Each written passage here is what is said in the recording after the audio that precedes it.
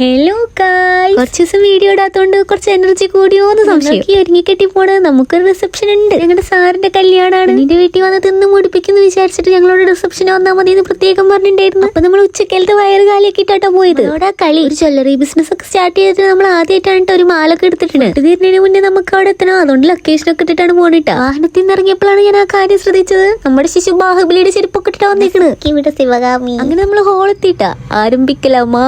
Fresh ചെയ്യാൻ വേണ്ടിട്ട് കുറച്ച് ഡ്രിങ്ക്സ് കുടിച്ച് നേരെ ഫുഡ് കഴിക്കാൻ പോയി. നേരില്ലാത്തോടത്ത് പൈപ്പിന്റെ ഓരോ വികൃതികളെ. അപ്പൊ ഞാൻ ഐഷയുടെ പൈപ്പിക്ക് ചാടി മാറി നിൽക്കുന്നുണ്ട്. ഇനി യുദ്ധം ആരംഭിക്കാം. വല ഐശ ശിശു ആയോണ്ട് ഒരു പൊടി ശിശു ആണെങ്കിൽ പൊറോട്ടയും പത്തിരിയും എല്ലാം പാത്രത്തിലാക്കിട്ട് ഇരിക്കണ. നമ്മള് ബിരിയാണി ആക്കി ഞാനും ഐശയും. എന്റെ തീറ്റയുടെ വേഗത എനർജിയും കണ്ടിട്ട് ഇനിയും വേണം ചോദിക്കിട്ട്. ബിരിയാണി അടിപൊളിയായിരുന്നെന്ന് നമുക്ക് ഐഷയുടെ പാത്രത്തേക്ക് നോക്കി അറിയാലേ. അടുത്തതായി നമുക്ക് കപ്പ തിന്നാം. കുറച്ച് മടിയുള്ളതുകൊണ്ട് ഐശയാണ് പറഞ്ഞ് ഫുഡൊക്കെ എനിക്ക് മേടിച്ചു തരുന്നത്. അന്ന് പറഞ്ഞപ്പോ അവർ ആദ്യം കൊണ്ടു വെച്ച് കപ്പ ഇരുന്ന് ശിശുവിന്റെ സൈഡിലാണ് ബീഫ് കറി ഇരിക്കുന്നത്. അവളോട് അതൊന്ന് ഒഴിച്ചരാൻ പറഞ്ഞപ്പോൾ അവൾ സ്ലോ മോഷൻ കളിക്കാതിരിക്കുക. അങ്ങോട്ട് മാറിക്ക്. ഒരു 10-15 മിനിറ്റ് എടുത്ത് ഒരു പീസ് അങ്ങോട്ട് കിട്ടാനായിട്ട്. ഇനി നമുക്ക് കപ്പയും ബീഫും ഒരുമിച്ച് കൂട്ടിക്കൊഴിച്ചെന്ന് തിന്നാം. അതും കൊള്ളാം. അതിന്റെ ഇടയ്ക്ക് ഐഷ പറയണ അവിടെ പാഴ്സൽ കൊടുക്കണ്ടെന്ന് തോണ്ടി വിളിച്ചോണ്ടിരിക്കുക. കോൺസെൻട്രേഷൻ കളയാനായിട്ട്. ബിരിയാണിയും കപ്പയും തിന്നപ്പോ തന്നെ വയറ് നിറഞ്ഞേ. അതുകൊണ്ട് ബാക്കിയുള്ളത് ഒതുക്കാൻ വയറില്ലാത്തോണ്ട് ഞാൻ ഈ സാലഡുമ്പോ പിടിച്ചിരുന്നു. സൈഡിലേക്ക് നോക്കിയപ്പോ ഐഷയോട് ഫോസിൽ ശേഖരിക്കുന്നു. സാലഡ് തീരെ കണ്ടിട്ട് അയാൾ ഒന്നും കൂടെ വന്നു. എന്നാ അതും കൂടെ ഒതുക്കാന്ന് ഞാൻ വിചാരിച്ച്. ഊണൊക്കെ കുഞ്ഞിയതായിരുന്നു. കുറച്ച് വലുതൊക്കെ വെക്കണ്ടേ. അതിലെ പയം നമുക്ക് കണ്ട് ഇഷ്ടമല്ല. അപ്പൊ അതൊക്കെ മാറ്റി വെച്ചു. മാങ്ങയും മുന്തിരിയൊക്കെ സെലക്ട് ചെയ്തെടുത്തു.